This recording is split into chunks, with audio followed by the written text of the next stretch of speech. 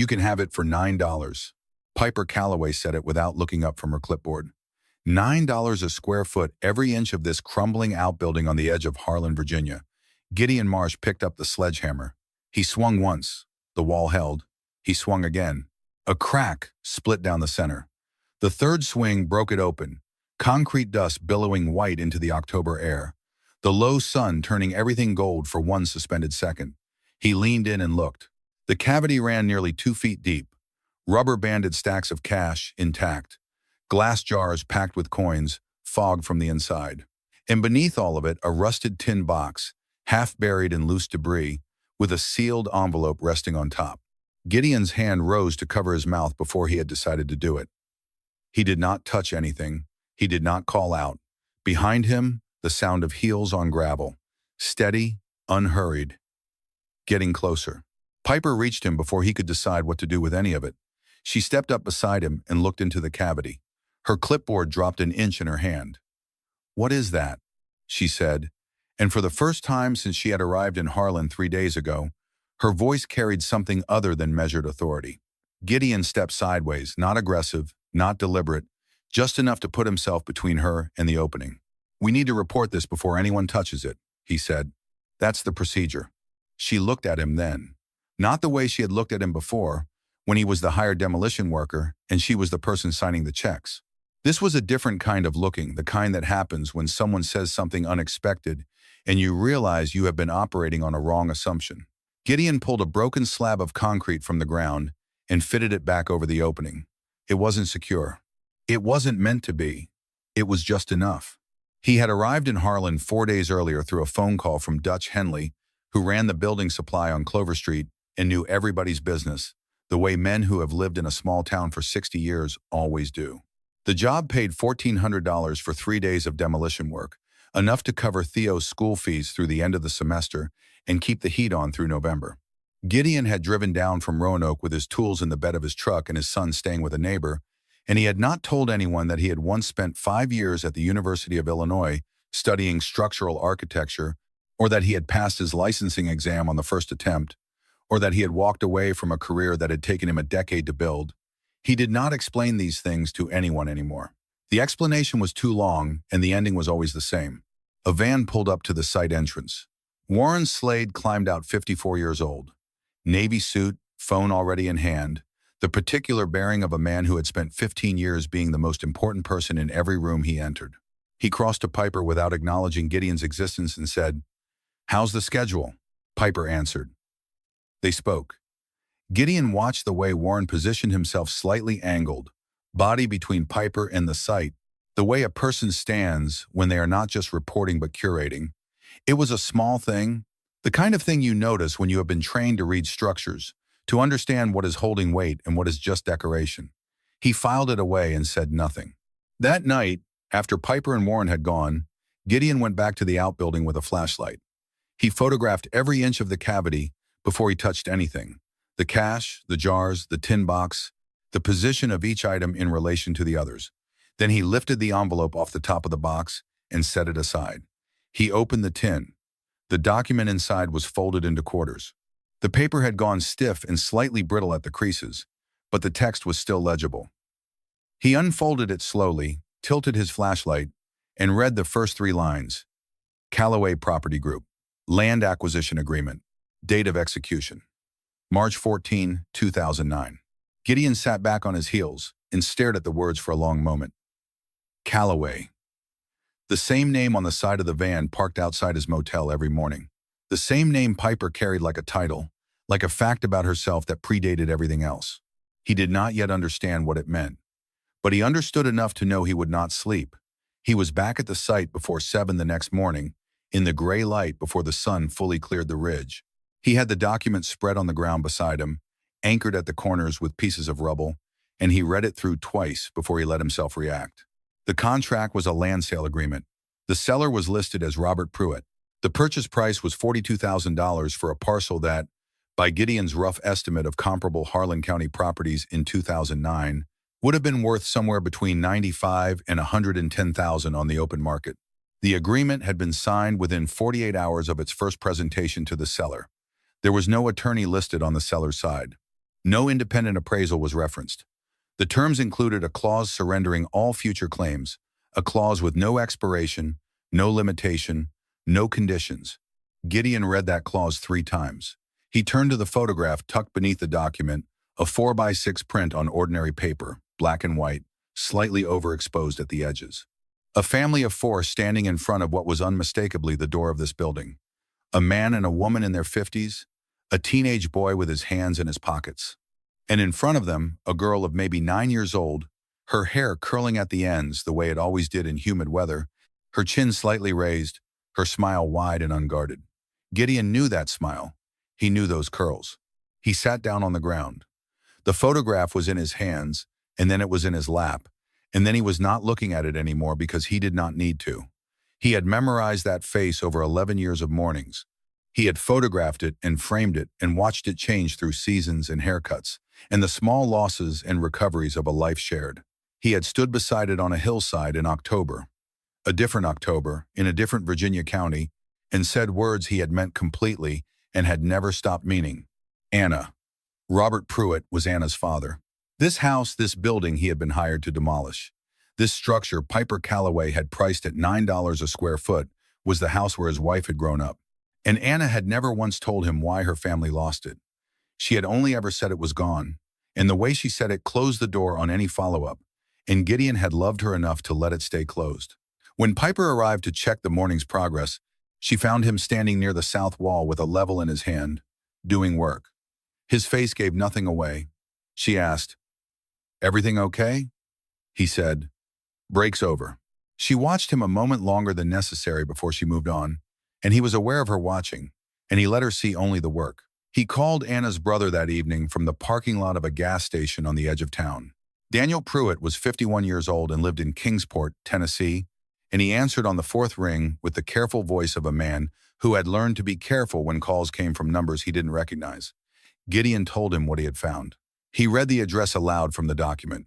The silence on the other end lasted long enough that Gideon checked the screen to confirm the call was still connected. Then Daniel said, "They told my dad he owed back taxes. They told him the county was going to take the property if he didn't sell. He had 2 weeks to find another place for all of us to live, and he signed because he didn't see another way." A pause. "I looked for those records once. The tax notices. Couldn't find them anywhere." Gideon drove to Dutch Henley's store the next morning before it opened and waited on the step with his coffee going cold. Dutch arrived at 7:15 with a thermos, in the unhurried manner of a man who has never needed to rush for anything and sees no reason to start now. He unlocked the door without comment and gestured Gideon inside. Gideon told him what he was looking for. Dutch sat down on a stack of lumber inside the door and thought for a long while without speaking, the way people think when the subject is serious enough to deserve silence first. "The Pruitts," Dutch said. "3rd generation on that property. Margaret Puit, Robert's mother, she planted those sunflowers.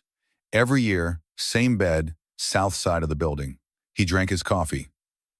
"They were gone in 1 week. The whole family. I asked Robert about it once, years later, ran into him at a service station in Wise County. He said the county came after him for taxes he didn't know he owed, and a company offered to take the property in settlement.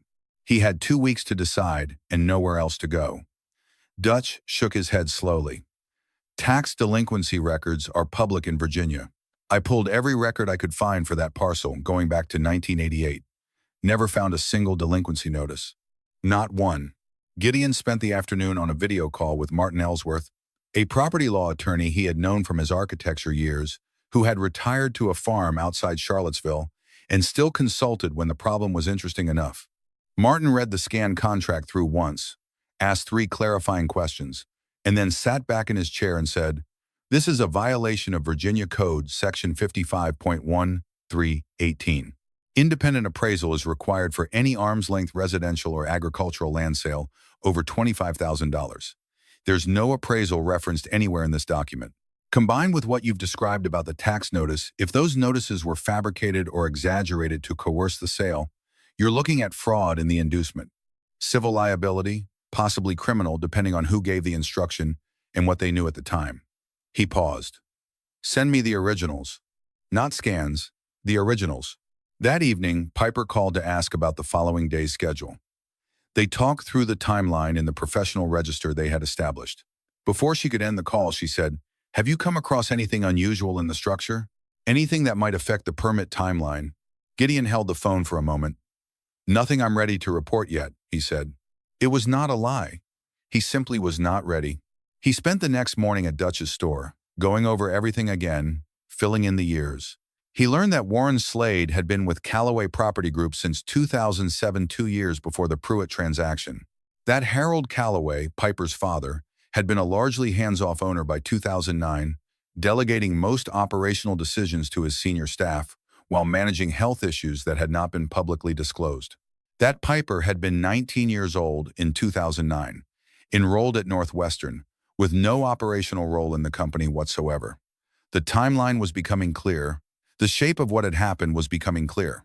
What remained unclear was whether anyone still inside the company knew what Warren had done and whether any of them had helped him cover it. In the afternoon, Piper appeared at the site. The only hotel in Harlan had been full when she arrived, so she was staying at an Airbnb 2 blocks away, and she had taken to walking past the property on her way back from wherever she worked in the evenings. She stopped when she saw Gideon on the steps, and, after a pause that she did not try to explain, she sat down on the step below his. They were quiet for a moment. It was not uncomfortable. She asked him, as if it had been on her mind for a while, whether he had always worked in demolition and restoration. He told her he had studied architecture. She asked why he had left it. He looked at the building in front of them and said, "Life changes before you have a chance to plan for it." She seemed to consider this. Then she said, half to herself, "I don't see history in places like this. I see cost basis and opportunity cost." She said it as a statement of fact, the way she said most things. But something in the saying of it landed differently than she intended, and she seemed to know that as soon as the words were out, Gideon looked at her steadily. "Then you're lucky," he said. "Some people can't look at a wall without seeing a whole life behind it." She did not answer.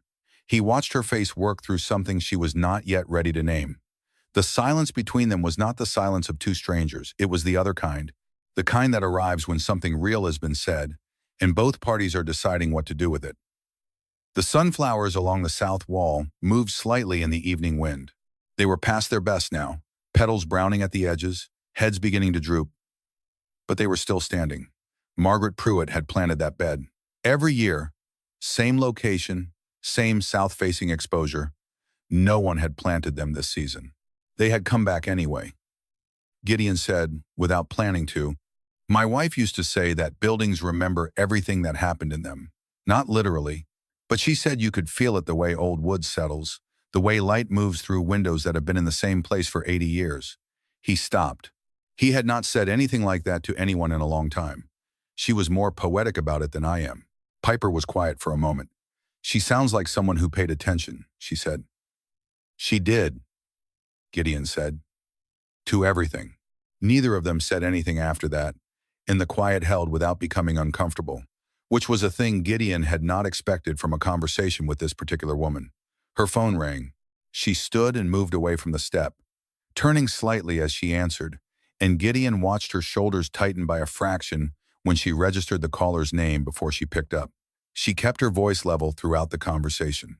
Professional, precise, unrevealing. But her body did something her voice did not, the set of her jaw, the way her free hand pressed flat against her thigh like she was steadying herself through the palm of her hand. He thought, she does not have full control of the things she is supposed to control. And she has probably known that for longer than she has been willing to admit. 2 mornings later, Gideon drove to the Harlan County Sheriff's Substation on Maple Street and filed a formal report. Under Virginia's property discovery statute, any cash or valuables found during demolition of a structure had to be reported to law enforcement within 24 hours of discovery, with the items held pending a determination of ownership. He had waited longer than that. He would deal with that problem if it became one. The officer on duty took the report, photographed the contents of the cavity, which Gideon had left intact, and covered and issued a receipt. The items were sealed and held pending legal review. Gideon completed the supplemental affidavit the officer requested, detailing the precise sequence of discovery, the time of the third swing, the position of each item in the cavity, the fact that nothing had been moved or removed. He wrote it out slowly and signed it with the same care he gave architectural drawings, every detail exact, every fact verifiable, nothing left open to interpretation. He asked the officer how long before a determination of ownership would be made. The officer said it depended on whether any claims were filed. He had a feeling there would be. Warren Slade walked through the substation door at 2 in the afternoon with a man Gideon recognized as a corporate attorney from Callaway's Chicago office. Gideon was still in the waiting area. He did not announce himself.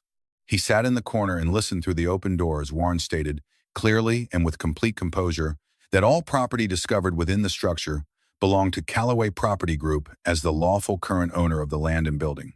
He cited the acquisition date. He cited the purchase price.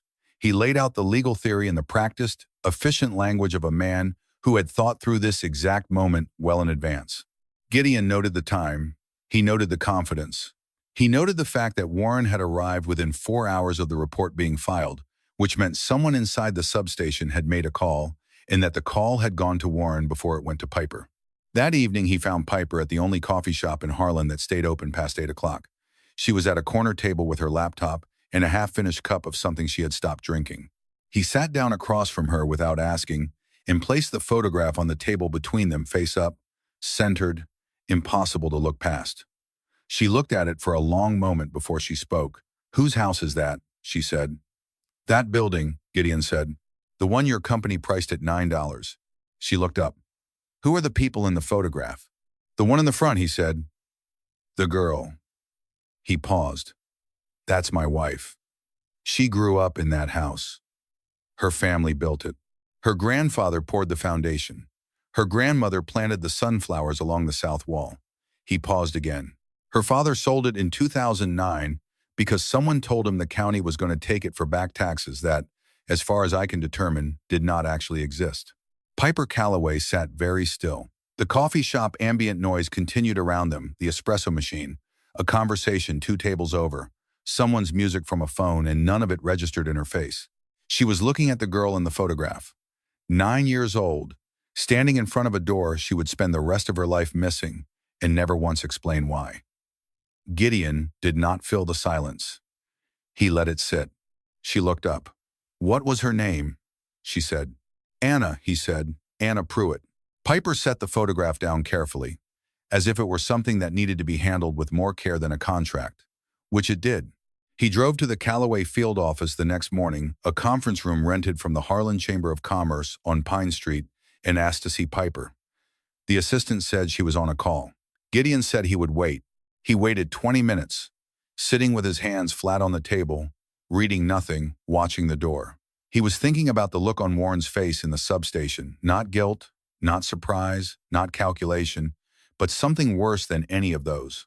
The face of a man who considers every problem already handled. When she came out, he handed her a folder containing a copy of the contract. "Page 3, he said. "The authorized representative signature line. Ask Warren who gave him the authority to sign." She took the folder. She opened it to page 3. The door behind them opened, and Warren Slade walked in. He looked at the folder in Piper's hands. He looked at Gideon. His expression did not change, but something in the room changed. The signature on the land sale agreement, as authorized representative of Callaway Property Group, was Warren Slade's, not Harold Callaway's. Warren had signed as holder of a full corporate power of attorney. But when Gideon had asked Martin Ellsworth to look further into the company records, what Martin found was that the power of attorney granted to Warren in 2007 was limited in scope. It authorized operational decisions up to $50,000, but explicitly required board approval for any property acquisition. The Puit land had been acquired at $42,000. Under the terms of Warren's actual authority, the transaction had required a board signature. There was no board signature on this contract. Warren had acted alone. Warren said, "Where did you get this?" Piper said, "I found it in the building." She said it calmly. And the use of I instead of he was the only gift she gave Gideon in that moment. Small, deliberate, protective. Warren's response was immediate. The document was a forgery. This was a setup. It was the kind of scheme he had seen before. A contractor finds something on a demolition site, manufactures a claim, creates leverage. He had seen it in Memphis. He had seen it in Louisville. He was sorry Piper had been drawn into it. He said it with the practiced fluency of a man who has had this particular argument ready for years. Piper listened to all of it. Then she said, I need the original power of attorney document from 2007, the one that defines the scope of your authorization. From the company archive, by 8 o'clock tomorrow morning. Warren said, Of course. He left. His footsteps in the hallway were measured and even. But at the door to the corridor, his right hand closed hard against the frame for one moment before he pushed through. After he was gone, Piper looked at Gideon. Why bring this to me? She said. You could have gone to the press. You could have gone straight to the county prosecutor. Gideon said, Because I didn't know if you knew. And now? Now I know you didn't. She was quiet for a moment. Outside, a car passed on Pine Street. The sound of it faded, and the room went quiet again, in the particular way rooms go quiet when something important has just been decided. I need you to be available as a witness if this goes to litigation. I will be. A pause. Are you all right? She asked. He had not expected the question. He sat with it for a moment before answering. Not entirely, he said, but I will be. She nodded once. It was the kind of nod that means, I understand, and I will hold that, and I will not ask more of you than you are ready to give. Piper called her personal attorney in Chicago that night, a woman named Carol Reed, who had represented her privately since the year she took over the company. She read the contract language aloud and described the signature situation in full. Carol listened without interrupting and then said, If the scope limitation is documented in the original power of attorney, and if the board minutes from 2009 show no acquisition approval, you have a clear case of unauthorized agency. The contract may be voidable. Civil liability for fraud in the inducement is very likely. Criminal exposure for Warren depends on whether a prosecutor can establish intent to deceive. She paused. Piper, this isn't something you want to manage quietly. I know, Piper said. Warren arrived at the office the next morning without the document. He arrived with a different attorney, not the Chicago corporate lawyer, but a local practitioner from Wise County. He proposed what he called a clarification meeting. He used the word misunderstanding 4 times in the first 2 minutes. His voice was as controlled as it had always been. But he was proposing instead of directing, and that was new. Piper asked him to come into the conference room without the attorney. She closed the door. She said, The power of attorney from 2007. I need the account number the Puit transaction payment was drawn from. I need to see the bank record. Warren said, This is more complicated than it looks. Tell me what's complicated. Your father understood how deals like this were structured. He understood that certain efficiencies require, My father's name is not useful to you in this room, Piper said. Her voice did not change in pitch or volume. It simply became very precise, the way a blade becomes useful not when it is swung hard, but when it is placed exactly right. I'm asking you a direct question about a specific transaction. If you can't answer it, then we're done talking, and the next conversation you have will be with a federal prosecutor. Warren said, You're making a mistake. I'm correcting one, she said. Is there anything else? He stood. He straightened his jacket with the unhurried care of a man performing composure.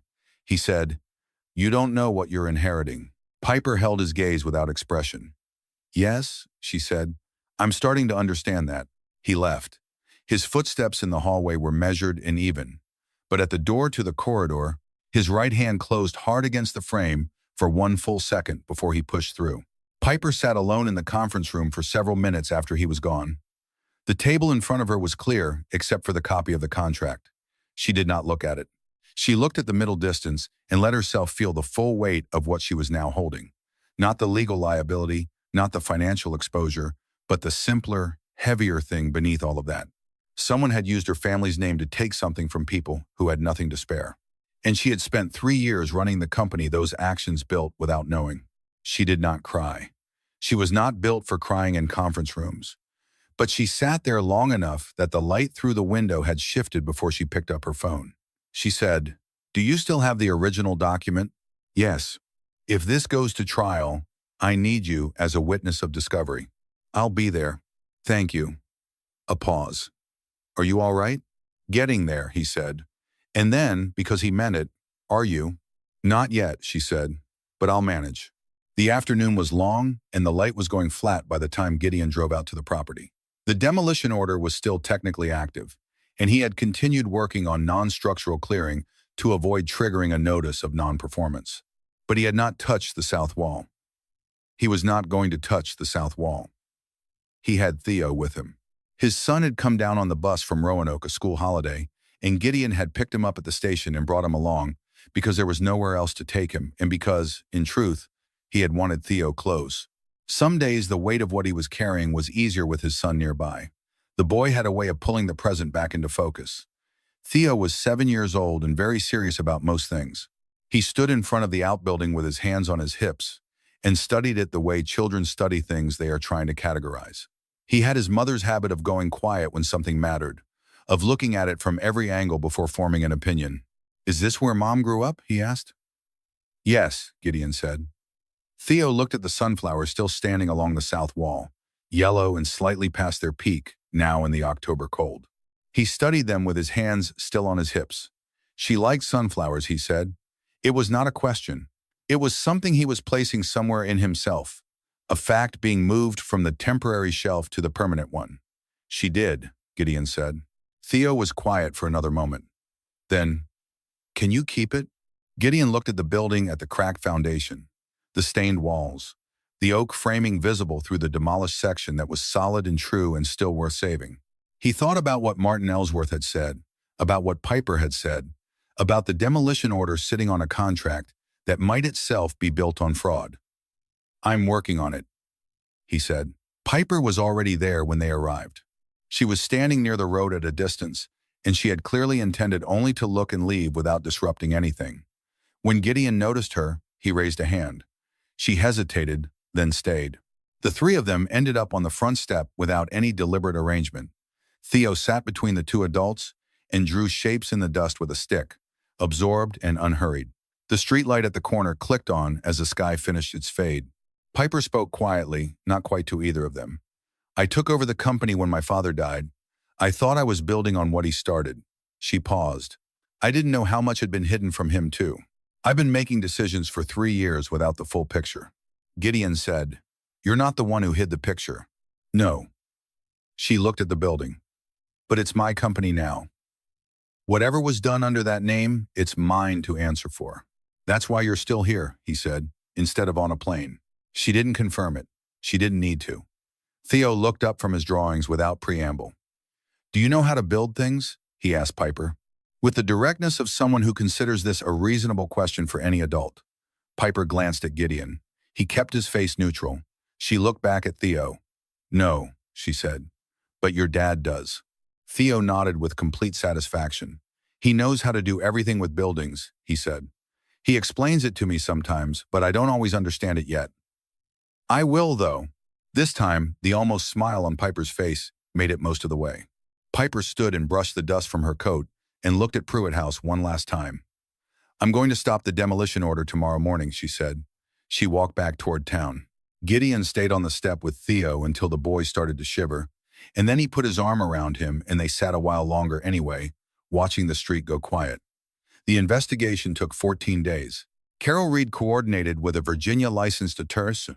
Warren Slade had executed 4 similar transactions between 2007 and 2012, each following the same pattern: a property with a long-tenured owner, a manufactured or exaggerated delinquency notice, an accelerated offer with below-market pricing, and a signature obtained under conditions that constituted coercion under Virginia statute. In each case, Warren had acted under the limited power of attorney without seeking the required board authorization.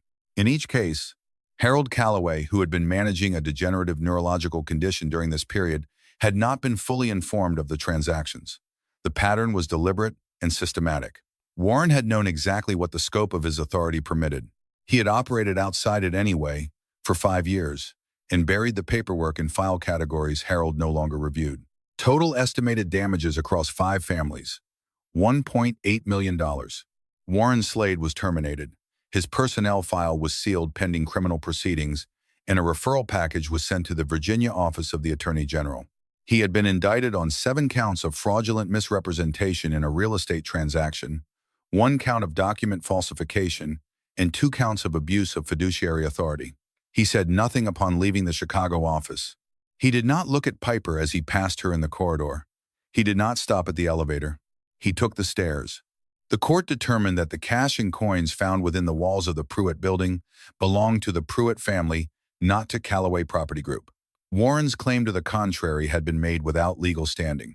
The money Robert Pruitt's life savings sealed into the wall the week his family left was returned to Daniel Puit and his mother Margaret, who was 81 years old and still living in Kingsport, and who cried when Daniel called to tell her. Piper flew back to Chicago and spent 3 weeks in the kind of sustained, unglamorous work that never makes news, replacing the senior legal team, engaging an independent compliance director, issuing formal notice to the other families through their newly retained counsel, and placing a hold on 2 acquisitions currently in due diligence, pending review of their purchase histories. 3 board members resigned in protest. She did not ask them to stay. She did not stop the Puit restoration. The day before she flew back to Harlan to meet with the contractor she had engaged to lead the work, she called Gideon. She told him what the investigation had found. She told him about the other families. She told him what Callaway was prepared to do to make it right. Then she said, "I want you to lead the restoration of the building. Not as a contractor, as the architect of record." He said, "I'm not licensed anymore." "Then get licensed again," she said. "Your Illinois license lapsed. Virginia has a reciprocal endorsement process." I looked it up. A long pause. "Why me?" he said. "Because you're the only person who stood in that building and saw what was worth keeping." He did not answer right away. "The project name," she said. "I want your input." He thought about the photograph in his jacket pocket. About Anna at 9 years old in front of a door she never stopped missing. About Margaret Pruitt's sunflowers coming back every year, faithful as anything, through cracks in concrete that was supposed to outlast everything. "Puit House," he said. "Puit House." Piper agreed. 5 months later, on a Saturday morning in March, Harlan woke to a light rain that stopped before 9 and left the air clean and bright. The oak framing of Puit House stood solid under new siding, the original window proportions restored from a photograph Dutch had found in the Historical Society archive. The sunflower bed along the south wall had been replanted the previous fall, thick and green now, still weeks from bloom, but rooted. Daniel Puit came down from Kingsport on a Thursday. He drove alone and sat in his car for a few minutes before he got out, which Gideon understood without needing to ask. He walked through the front door and stood in the main room for a long time without speaking. The proportions were right, the ceiling height was right, the light through the east window fell at the same angle it had always fallen. Daniel touched the door frame once, lightly. He stopped in the far corner. "My mother kept her bookcase there," he said. Gideon made a note. There would be a built-in there when the room was finished oak, proportions taken from photographs Daniel had sent 2 weeks earlier. Before he left, Daniel shook Gideon's hand and held it for a moment longer than a handshake requires. He did not say much. He did not need to. Piper drove down from Charlottesville on a Saturday afternoon in late March. She had not told Gideon she was coming. She stopped when she heard hammering on the roof. Gideon looked down from the ridge. She looked up from the path. He came down the ladder. He set down the hammer. They stood in front of the door of Puit House on level ground, neither one above the other. The March light was pale and very clear. The door opened and Theo came out with a piece of scrap oak in his hands, a corner piece he had been sanding with a small block plane Gideon had given him for his birthday. He looked at Piper without surprise. "You came back," he said. "I did," she said. "I'm building a thing," he said. "You can see it if you want." He went back inside. Piper looked at Gideon. He nodded once, and they followed Theo through the door. Inside, the room smelled of new wood and linseed oil. Theo showed Piper the small oak frame he was building lap joints he had cut himself, not quite square but getting there. Piper crouched to look properly and ask about the corner joints. The combination of Theo's complete seriousness and his absolute confidence in his own observations surprised a real laugh out of her. The kind that doesn't consult anyone first. Gideon stood in the doorway. He heard Theo's voice, then Piper's, then Theo laughing a clear, uncomplicated sound. He turned and went back through the door. Piper placed her hand in his as they followed Theo further into the rooms of Puit House. Some things, buried long enough, do not rot. They wait for the right person to come along with a hammer and enough patience to look at what is actually there.